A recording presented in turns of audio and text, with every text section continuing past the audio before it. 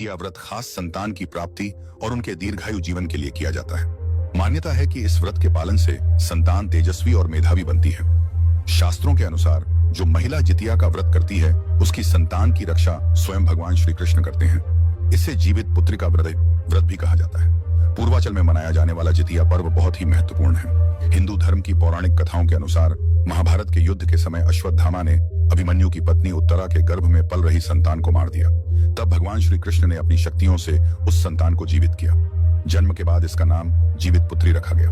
तभी से यह व्रत संतान की रक्षा और दीर्घायु के लिए रखा जाता है। जितिया व्रत प्रत्येक वर्ष अश्विनी माह के कृष्ण पक्ष की अष्टमी तिथि को रखा जाता है। इस दिन पितृपक्ष की अष्टमी का श्राद्ध भी किया जाता है। व्रत में भगवान गणेश, माता पार्वती और शिव जी की पूजा होती है। व्रत को प्रदोष काल में करना श्रेष्ठ माना गया है। राहु काल के समय पूजा नहीं करनी चाहिए। पूरे श्रद्धा भाव से कथा सुने बिना व्रत पूर्ण नहीं माना जाता। अब हम सुनते हैं भगवान गणेश जी की कथा। एक बार गणेश जी एक सेठ के खेत से गुजर रहे थे। उन्होंने वहां से 12 दाने अनाज तोड़ लिए। बाद में उन्हें पछतावा हुआ और उन्होंने निर्णय लिया कि वे सेठ के घर जाकर 12 साल नौकरी करेंगे।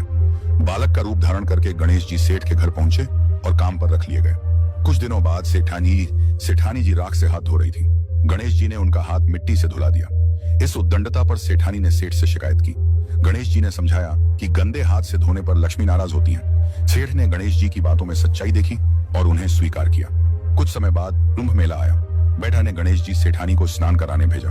गणेश जी ने सेठानी को अच्छे पानी में डुबकी लगाई। सेठानी ने गुस्से में गणेश जी से घर वापस बुलाया। गणेश जी ने समझाया कि पूजा में काले वस्त्र शुभ नहीं होते, इसलिए उन्होंने लाल वस्त्र पहनने के लिए कहा। गणेश जी ने कई दिन सेठ के घर में निष्ठा और बुद्धिमानी से काम किया। एक दिन पूजा के समय पंडित जी ने सेठ से कहा कि गणेश जी की मूर्ति लाना भूल गए हैं। गणेश जी ने कहा कि मेरी मूर्ति बनाकर पूजा कर लो।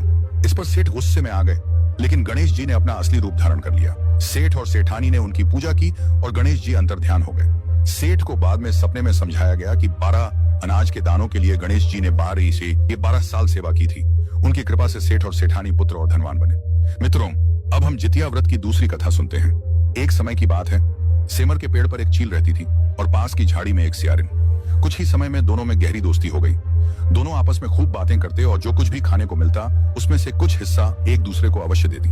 चील और सियारिन एक दूसरे का ख्याल रखते और आनंद पूर्वक जीवन व्यतीत कर रहे थे। एक दिन पास के गांव में महिलाएं जितिया व्रत की पूजा की तैयारी कर रही थी। चील ने ध्यानपूर्वक उन्हें देखा और अपनी सखी सियारिन को यह सब बताया। दोनों ने निश्चय किया कि वे भी इस व्रत को करेंगे। उन्होंने बड़ी निष्ठा और लगन से व्रत रखा। दिन भर भूखे और प्यासे रहते हुए, संतान की मंगल कामना करते हुए उन्होंने पूजा पूरी की। लेकिन रात होते ही सियारिन को अत्यधिक भूख लगी। वह हड्डी और मांस खाने लगी। चील ने यह देख लिया और सियारिन को डांटा कि जब व्रत लिया था तो उसका पालन क्यों नहीं किया। सियारिन ने माफी मांगी, लेकिन व्रत का पुण्य फल अब भंग हो चुका था। चील ने रात भर भूखे रहकर अपनी निष्ठा और व्रत पूर्ण किया। इस व्रत के प्रभाव से अगले जन्म में दोनों फिर से मनुष्य रूप में जन्मी। चील और सियारिन दोनों राजकुमारी बनी। सियारिन बड़ी बहन बनी और चील छोटी। बड़ी बहन बार बार अपने बच्चों की मृत्यु के दुख में रहती और छोटी बहन के बच्चे तंदुरुस्त और स्वस्थ थे। बड़ी बहन ने अपनी छोटी बहन के बच्चों के सर काटकर डिब्बे में बंद कर दिए, लेकिन बाद में देखा कि डिब्बे में केवल मिठाई थी। समय बीतता गया। बड़ी बहन बार बार अपनी छोटी बहन और उसके बच्चों को नुकसान पहुंचाने की कोशिश करती रही, लेकिन सफल नहीं हुई। एक दिन उसने देखा कि छोटी बहन पूजा की थाली लेकर जा रही थी। उसने पूछा कि यह व्रत क्यों करती हो। छोटी बहन ने समझाया कि जितिया व्रत करने से निसंतान को संतान की प्राप्ति होती है और जो संतान है उन्हें लंबी उम्र और स्वास्थ्य का आशीर्वाद मिलता है। इस बात से बड़ी बहन को अपनी गलती का एहसास हुआ। वह अपनी छोटी बहन से माफी मांगने लगी। छोटी बहन ने उसे माफ कर दिया और साथ में व्रत की पूजा में ले गई। इस व्रत के प्रभाव से बड़ी बहन ने 9वें महीने में सुंदर पुत्र को जन्म दिया। इस प्रकार जितिया व्रत के पालन से न केवल संतान की रक्षा और दीर्घायु सुनिश्चित होती है, बल्कि परिवार में सौहार्द और प्रेम भी बढ़ता है। चील और सियारिन की कथा हमें यह सिखाती है कि सच्ची श्रद्धा और व्रत का पालन जीवन में आशीर्वाद लाता है। मित्रों, अब हम सुनते हैं जितिया व्रत की तीसरी कथा। यह कथा गंधर्व के राजकुमार जीमूत वाहन से जुड़ी है। जीमूत वाहन बड़े उदार और परोपकारी राजा थे। उनके पिता वृद्धावस्था में वानप्रस्थ आश्रम जाने पर उन्हें राज सिंहासन सौंप गए, लेकिन उनका मन राजपाट में बिल्कुल भी नहीं लगता था। उन्होंने अपना राज्य अपने भाइयों को सौंपकर स्वयं वन में अपने पिता की सेवा करने चले गए। एक दिन वन में घूमते हुए उनकी मुलाकात मल्लव नामक राजकन्या से हुई और दोनों के बीच प्रेम हो गया। एक दिन जब दोनों वन में अकेले थे, जीमूत वाहन थोड़ी आगे निकल गए। तभी उन्होंने एक वृद्ध महिला को विलाप करते हुए देखा। जीमूत वाहन उसके पास गए और पूछा कि वह क्यों रो रही है। वृद्ध महिला ने बताया कि वह नागवंश की है और उसका इकलौता पुत्र शंखचूड़ आज गरुड़ के प्रकोप से बलि लेने वाला है। यदि पुत्र मरा तो वह पूरी तरह पुत्र विहीन हो जाएगी। जीमूतवाहन ने वृद्ध महिला को आश्वस्त किया कि वे उसके पुत्र की रक्षा करेंगे। उन्होंने लाल कपड़े में खुद को ढककर वंद्यशिला पर लेट गए ताकि गरुड़ उन्हें बलि के रूप में ले जाए। नियत समय पर गरुड़ आया और जीमूतवाहन को अपने पंजे में पकड़ लिया।